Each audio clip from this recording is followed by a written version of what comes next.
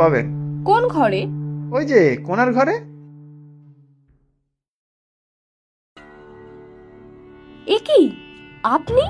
কিছু মনে করো না মা, তোমার বাবার সাথে আমার ঝগড়া তো জানোই, তাই মুখ ফুটে আমি বলতে পারিনি। মানে? আয় রে বাবা, আমি বলছি, বস আমার পাশে। তোদের সাথে আমাদের এই বাড়ির কত ভালো সম্পর্ক ছিল তুই জানিস?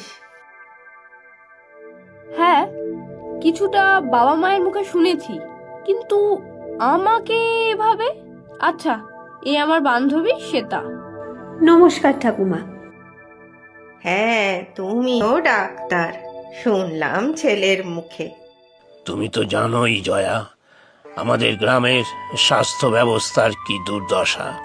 তুমি একমাত্র ডাক্তার এ তল্লাটের। মাঝে মধ্যে বাড়ি আসো, মায়ের যা শরীরের অবস্থা।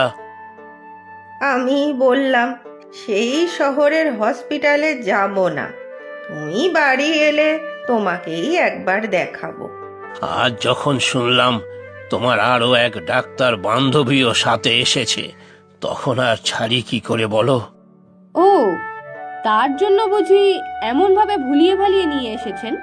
তোমার বাবা জানলে কি আর আসতে দিত? বাবা তো শুধু শুধু আপনার ওপর রেগে নেই। তা বুঝি, তবে ব্যবসায়ী মানুষ তো আমি, সব সময় লাভের দিকেই নজর। আচ্ছা, আমি না হয় তোমার বাবার কাছে ক্ষমা চেয়ে নেব। সে আপনাদের দুই বন্ধুর ব্যাপার। আচ্ছা ঠাকুমা, তুমি বলো কি কি হয়েছে। এই শ্বেতা, তুইও দেখ। বাবা, এমন দুই ডাক্তার থাকলে এমনিতেই আমি ভালো হয়ে যাব। সত্যিই তুমি ভালো হয়ে যাবে ঠাকুমা, আমার গ্যারেন্টি। তবে তার বদলে তোমাকে কিছু দিতে হবে। বেশ, কি চাই বল মা। কি রে খোকন, দিবি তো ওকে? অবশ্যই, তুমি ভালো হলে আমার আর কিচ্ছু চাই না। আমি সব কিছু দিতে রাজি। তুমি বলো কি চাও? আপনি যে জমিগুলো ইটভাটার জন্য নিয়েছেন সেগুলো ফেরত দিতে হবে। আচ্ছা, তাই হবে। আমি না হয় অন্য কোথাও জমি নেব আবার। না রে খোকন, ইট ভাটার দরকার নেই এখানে। ঠিক বলেছ ঠাকুমা, আমাদের এই অঞ্চলকে বাঁচাতে হলে জমি নষ্ট করলে চলবে না। ফসল হোক, অনেক অনেক ম্যানগ্রোভ হোক। কি রে খোকন, শুনলি?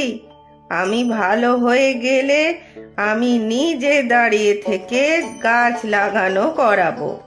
আচ্ছা মা, তাই হবে। ইট ভাটা আর করব না। তোমারই যখন ইচ্ছে নেই তাহলে থাক। তবে কিছুটা জায়গা আমার নিজের আছে, রাস্তার পাশেই। ওখানে তো চাষ হয় না। আমার নামে জায়গা? আমি আর ওসব নিয়ে কি করব? আমি আর একটা কথা বলি। হ্যাঁ, বল না। ঠাকুমা, তোমার নামে জায়গা তো, তাহলে ওখানে তোমার নামেই একটা হসপিটাল হোক। এখানে তো শুনেছি তেমন ভালো হসপিটাল নেই। বাহ, খুব ভালো, কিন্তু ডাক্তার? কেন, জয়া তো আছে। আমিও না হয় মাঝে মাঝে চলে আসবো বাঘ দেখার টানে।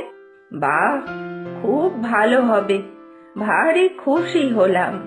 আমিও খুশি। এতদিন তো গ্রামের সবার গাল মন্দ খেয়েছি, এবার না হয় তাদের একটু ভালো বলার সুযোগ দেই। শোন রে জয়া, আমি আজই তোর বাবার সাথে দেখা করে সব বলবো। দুজনে একসাথে চেষ্টা না করলে এত বড় একটা কাজ আমার একার পক্ষে সম্ভব নয়। সত্যি, বাবা শুনলে খুব খুশি হবে। এসো ঠাকুমা, তোমাকে দেখি এবার, তারপর আমরা দুজন যাব ওয়াচ টাওয়ার।